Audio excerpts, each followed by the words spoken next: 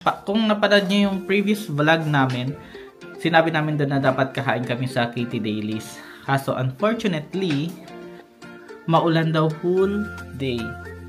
So, stay lang kami sa bahay.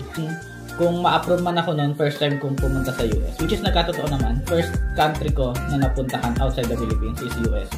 So yung wedding kasi natin madalian. Tapos mabilisan naman, di ba? Kaya parang mas na-treasure namin yung ano namin, mag-jowa anniversary. Which is sa akin, Ireland pa rin yung number 1. Then number 2 yung US. Yung sa tatlo lang na yun number 2 yung US. Then yung Ireland, yung Jamaica, syempre yung yun nga, di ba kung naparad yung vlog namin regarding Canada, nag-try din lang mag-Canada. And then yung other country, nag-apply din ako sa UK, Australia, New Zealand. Pero ito kasi yung pinakamabilis.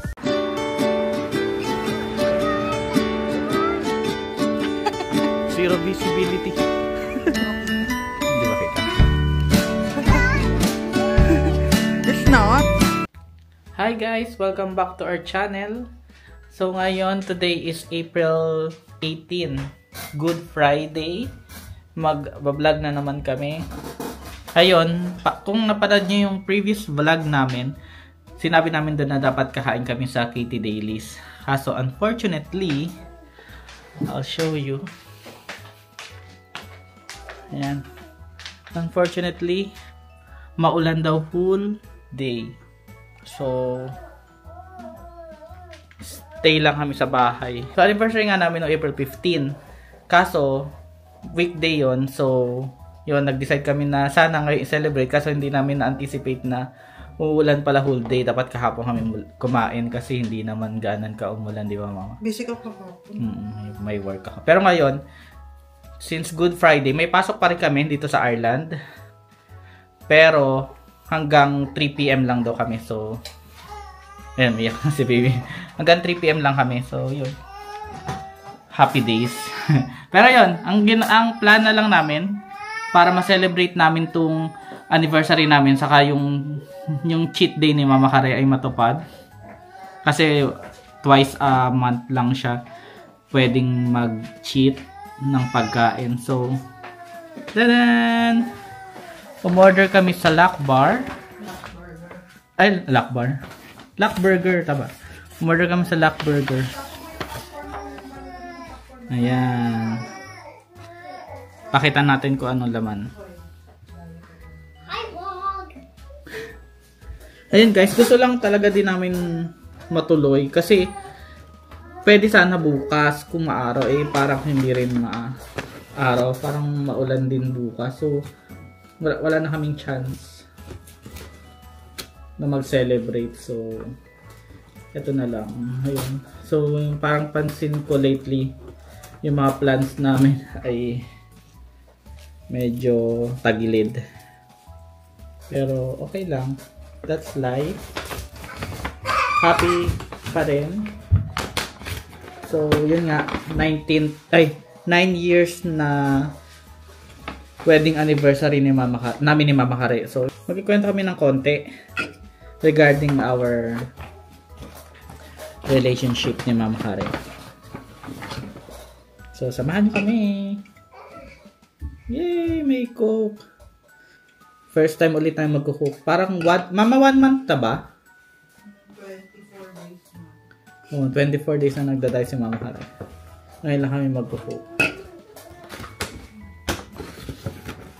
Tapos, ito yung mga in-order. Ito, jerk chicken burger. Ito sa akin, jerk chicken burger. Laki ito. Kailangan ng plate? Hindi naman.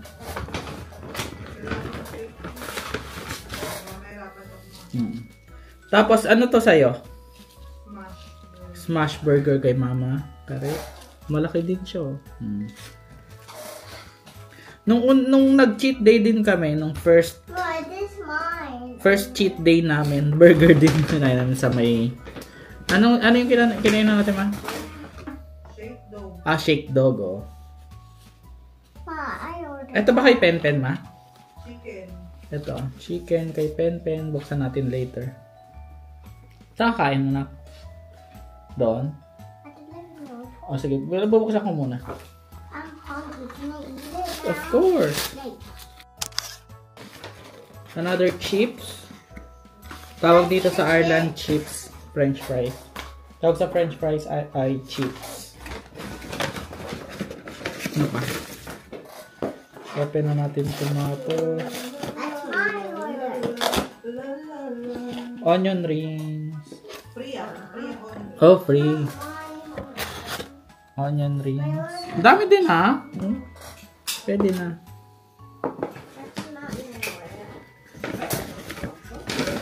Ito yung sa'yo, Pen. Ito na promise. Ito na sa'yo. Wow! Anong flavor ng chicken, Tama? Anong chicken flavor? Chickini. Boneless. Yan, tas mga sauce ranch. Ay, hindi. Garlic oily. Garlic oily. So, yun guys. Magsasettle muna kami. Tapos, balik kami later. Inaayos lang ni Mama Kari si Pogi. Kasi bag ano siya. Para hindi siya mag-ingay. Yan siya. Pakita natin si Pogi. Hello! Give me some water. Yan. Enjoy siya dyan sa rocker niya. One eternity later. So yun, ano bang pag-usapan natin? Ano na naman tayo, Mama? Sit down vlog. Kasi naman nakakainis. Talaga, iniiwasan din namin mag-sit down vlog, lalo na dito sa bahay. Kasi, di ba? Nakakaumay. Pero yun, wala kaming choice. Saka yun, wala nga, din talaga namin na mas celebrate to kung hindi kami mag-take out today, no? Saka sa yung cheat day na Mama Kari. Kakain pa yan ng Cheetos, mamaya. Kukulitin na natin. Wala nga ng dessert. May dessert ako. Ayun, siguro, quick vlog lang din. Parang gusto lang din namin ikwento yung story namin. Kasi, in the past few videos, parang puro... Saan ito? Yun nga, parang puro tungkol sa Ireland, ganyan. Tungkol sa mga processing ng applications. Informative. Informative. So, gusto naman namin na medyo may personal touch kahit pa paano. Di ba? Ano rin? Slight lang. For memories na din na na-discuss namin to na sa mga videos natin, no? Ayun. Since nga, nabanggit ko na April 15 yung wedding anniversary namin ni Mama Kari. Yung mga first years, hindi namin talaga siya sineselebrate kasi ano siya, busy si Mama Kari. Alam niyo naman sa audit, April 15 sa Pinas, pasahan filing ng tax. So, wala talaga kaming time to celebrate. Ano lang. Tsaka yung wedding kasi natin nun is, ano pa? Madalian. Civil, tapos mabilisan lang nun, di ba? Kaya parang mas na-treasure namin yung namin, magjowa anniversary, which is in November. Ilang taon na tayo kapag yun yung binila? 2008 yun eh. 17 years na this November. 7 na rin. So yun yung medyo big deal sa amin. Nakapag-vlog na rin ata tayo ng celebration, no? Nakapag-kuragor na tayo nun eh. Tapos yun, eto namang anniversary namin, wedding anniversary, ano siya? 9 years na kami. Wow, tagal na din, no? Magka-10 years. Oo, yun. Naging mag-boyfriend-girlfriend kami nung 4th year college na kami. So yun, nagkakilala kami ng Mama Kari, college pa kami, no? Tagal na rin, no? Tapos yun, nagtuloy-tuloy and then hanggang sa nag-work. Tapos, yun nga, yung binabanggit namin na nagmadali ang kasal kami kasi na-second si Mama Kari sa US noong 2015. Tapos, malungkot siya doon. Saka, hindi kami sanay sa LDR. Oo, di ba nag-aaway tayo lagi? Oo. Yun yung mga unang months lang. Parang mas umukay tayo nung after natin ano. Talaga ba? Oo. So, yun. Say hi, Leon. Tingin sa pagkain. Gusto ko siyang samahan sa US, kaso nag-apply ako ng visa Tourist. pa US tourist visa, hindi ako na-approve kasi wala pa akong experience sa labas, no? As in, kung ma-approve man ako noon, first time kong pumunta sa US, which is nagkatotoo naman, first country ko na napuntahan outside the Philippines is US. Ayun, so, ayun nga yung kwento. Since na-disapprove ako, si Mama Kari yung umuwi. Tapos nagpakasal kami noong 2016. Tapos Kasi ano din naman, matagal na rin na tayo nung oo, hindi na parang doon din naman pupunta. Pero yun, ang ano lang is hindi tayo nakapagkasal sa church pa, no? So, civil wedding yung nangyari. Civil wedding yung nangyari. 3 weeks lang din kasi yung bakasyon ni Mama Karina sa Philippines. Tapos nauna siya umalis, tapos sumunod ako after a few months. Tapos yun, sa US, yun, kwento rin natin briefly yung experience natin sa US, no? Si Mama Kare, nag-second siya for 2 years. Tapos yun, yung first 1 year niya, solo niya lang. Tapos yung second year niya, kasama niya na ako. Pero a total of parang 11 months lang ako nagstay sa US. Hindi ako nabot ng 1 year kasi pa-uwi ka na rin doon. So yun. 2 years na din kasi talaga yung contract namin.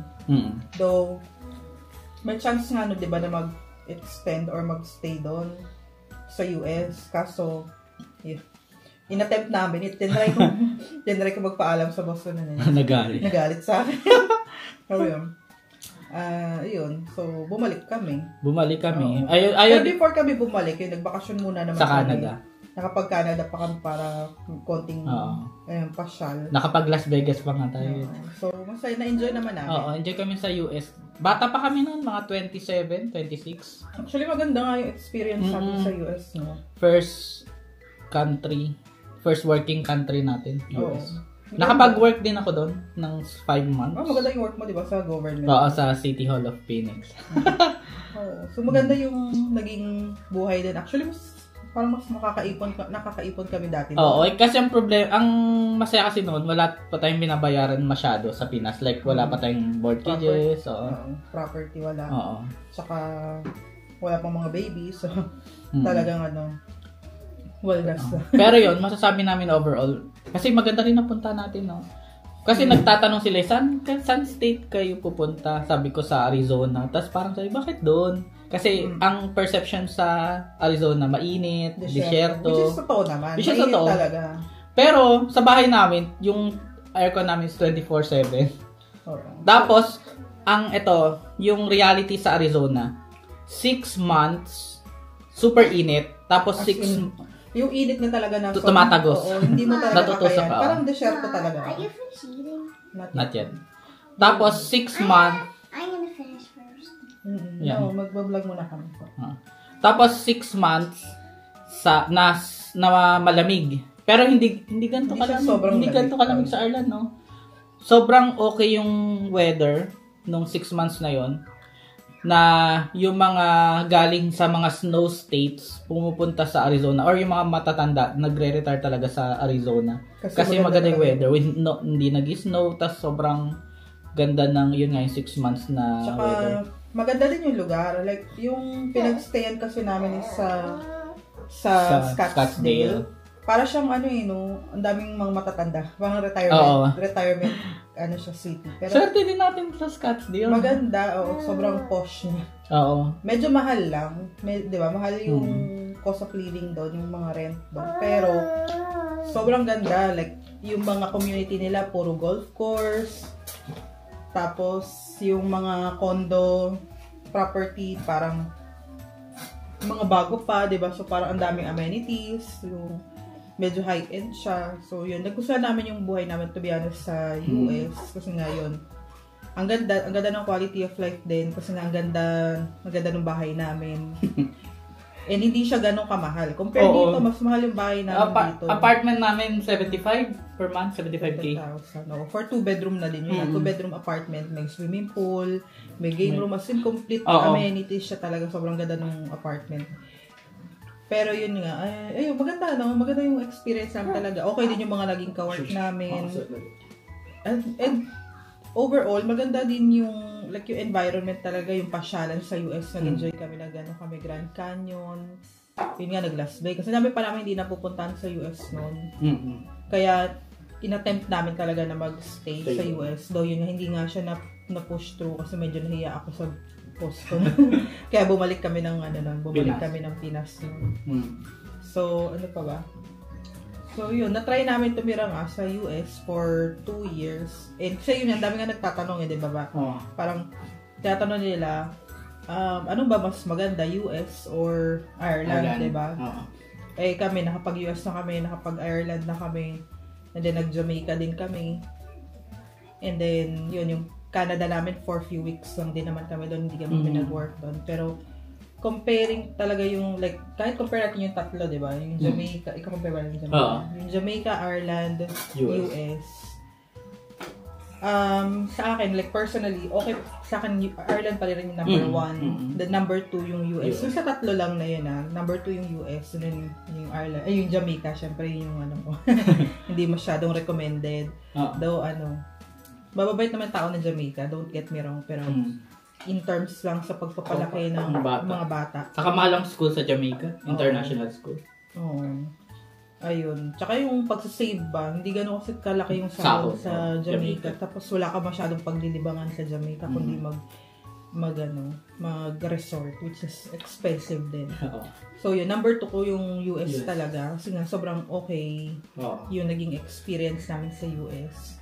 Pero yun nga, lately, diba? Yun nga eh. Kasi yun, yung experience natin, before COVID pa yun, before ni Trump, diba? Actually, si Trump naabutan si Trump. Parang naabutan. Ay, hindi, si Obama. Si Obama yung Parang naabutan. Hindi, si Trump. Si Obama yung president nung dumating tayo, tapos nanalo si Trump. Parang naabutan ng election. Medyo nagiging issue na nga yung mga immigrants noon. So, not sure lang kung ano lang situation ngayon kasi nga syempre doon marami namang balita about sa US situation involving yung mga immigrants, so parang hindi ganun ka ganda yung mga balita. Saka yun nga, ang pinakaayaw namin yung mga shooting, sa mga gun shooting. Biruin mo mag-shooting drill ka sa school, parang sa mga bata. Oo. Di ba parang kakaiba? Parang naging normal na sa kanila. Ni-normalize yung shooting sa incidents school. Para magkaroon ng shooting drill. So, yun yung hindi talaga namin gusto na. Taking into account kasi na alam naman namin na magbubuo kami ng family. So, parang yun yung one of the considerations talaga namin kung bakit hindi kami nag-try mag-US. And then, yun nga I think kung mag-US kasi medyo mahirap, di ba pahirapan na kumuha ng visa kasi lottery yung pag-approve, di ba, ng visa. So, yung medyo alanganin kami doon. So, kaya ang na-push talaga namin is Ireland. Pero hindi lang naman, to be honest, hindi lang Ireland naman yung in-applyan namin. May mga in-applyan pa kaming ibang countries. Ayun nga, di ba kung napanood yung vlog namin regarding Canada? Nag-try din kami mag-Canada din. And then, yung other country din, nag-apply din ako sa UK, Australia, New Zealand. Pero ito kasi yung pinakamabilis. Oo. Nauna. Sobrang bilis nilang bumalik. Saka yung mga requirements. Madali lang yung requirements. So, kaya dito. Kaya yung mga kasama natin sa Jamaica na kasi papunta dito. May mga kasama kami. Yung mga friends namin from Jamaica dito din nagpunta. Kaya sumunod kami. Ayun. Yun yung kwentong US. Oo. So, after nung nag-US kami, bumalik na kami ng Pinas, and then doon na kami nag-work kami doon. Nag-settle kami doon. Nag-work na kami. And then after, ilang taon tayo sa Pinas? 2017? 20, 21. 4 years lang. Tagal din pala tayo. Tapos ngayon, 4 years na kaming wala sa Pinas. 4 years tayo sa Pinas, and then 4 years. Jamaica na, Jamaica for a year. 1 year Jamaica, 3 years sa Ireland. And then 3 years na sa Ireland. That's our little story. Oo. Pero may time, gusto mo ikwento rin yun? Na natanggap, before COVID, before Pen, natanggap si Mama Carissa sa Papua New Guinea. Na-opera. Oo, na-operan siya sa Papua New Guinea. Tapos yun, sobrang napapaisip kami kung tutuloy ba. Kasi yun, pwede akong kasama. Kaso ang worry ko, parang hindi ko nakikita sarili ko doon na magpalaki ng bata. Kaya hindi kami, nagsusubok na kami mag-baby noon. Tagal din natin nag-try mag-baby, di ba? Parang 3 years. Yun, so, sobrang napaisip kami and then, Sayang din. Malaki din ang offer sa Papua New Guinea. Yun din sa mga gustong, yung mga galing yung mga nasa Pinas na gusto mag-try mag-abroad. Pwede rin doon kasi sobrang laki ng sahod. Makaipon ka talaga din. Saka provided data yung accommodation, so hindi mo problema. Wala ka sobrang liit ng cost of living mo. So kung habol mo talaga is mag-ipon, pwede magpadala, okay talaga doon. Tapos yun, at the same time nga nung application ni Mama Hare, nabuntis pala siya nung na hindi namin alam. 1 month. Hindi pa natin ito nakikwento, no? 1 month si Mama Hare, nalaman namin na buntis siya nung nakuna na siya. Kasi dire-diretso yung dugo. Na hindi namin malaman, kala namin normal period lang siya. Yung pala. Kasi bago pa lang yun, 1 month pa lang. 1 month. Kasi 4 weeks lang yun eh. Hindi mo talaga malalaman. Sobrang devastating din doon. So yun din yung reason kaya tinurn down namin yung sa Papua New Guinea. Well, yun nga. Pag, fast forward, parang super, yun yung masasabi ko na isa sa mga very good decision natin. Very good. Best decision natin na ginawa. Kasi kung wala yung kung natuloy kami doon, ewan ko kung may Pen at Leon kami ngayon. Kasi mag-work ka nun eh. Tapos tumatanda na rin tayo. Yun, that's our story. Ano pa ma? Ayun. Ngayon, may Leon na. Bilis na. Si Leon, the unexpected baby. Tatawa siya. si Pen ay rainbow baby. Kasi after 8 months, nung nakunan si Mama Hare na nabuo si Pen. Si Pen talaga pinag-pray yun. Kaya siya Kain. Second name niya Kain. Parang long-awaited child. Ito si Leon. Unexpected. Surprise. Surprise blessing. Sumasagot. Madaldal na to eh. Ano talaga to? Sinabi namin, ano ba? Magse-second baby ba tayo? Tapos kami kasi yung sa pag-aalaga. Ganyan dahil nakikita kasi tapos yun pala. Hindi na siya siya na yung nag-decision para sa amin. Which is super okay naman. We're so happy na dumating siya sa buhay namin. Kain na tayo, Mama. Sige. Smash burger. Okay na yun. Ano lang siya? Burger with bacon. Mga normal stuffs ng burger. Is it good? Ako pa. Real burger. Si Leon, pagka nagpe-prepare kami ng food, tahimik siya. Kung kailan kakain. Saka siya mag-iingay. Diyos ko. Ay, madugyot. Madugyot siya. Chicken. Jerk chicken. Wow, Jamaica. Uy, masarap ang jerk chicken ng Jamaica. Oo, yun yung favorite namin sa Jamaica. Baliktad. Kadayo pa talaga namin yung jerk chicken doon. Patanggalin? Pen, show it to the vlog.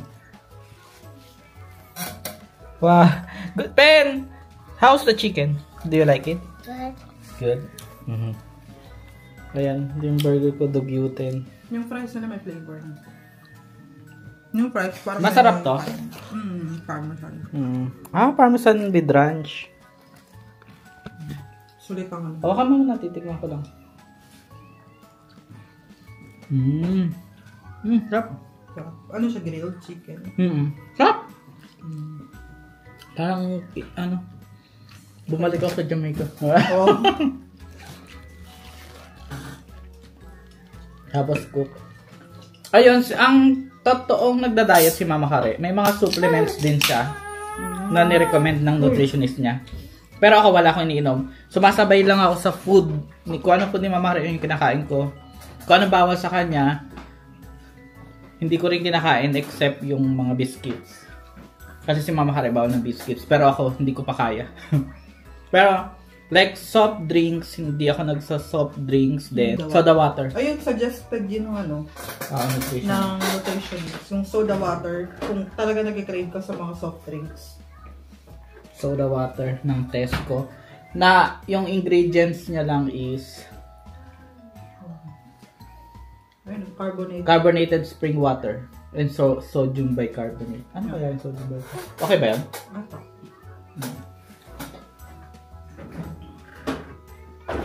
Pero kasi ito isa yung Dunstore na sparkling. Dunstore sparkling Irish water. Ang ingredients na lang, carbonated Irish spring water. Baka mas okay ito. Baka. So yun, hanggang dito na lang muna. Please subscribe to our channel and follow us also in our TikTok accounts. Tigisa kami ni Mama Hare. And then meron kaming Facebook saka Instagram. So yun. Bye! Bye-bye! Bye! Picture tayo.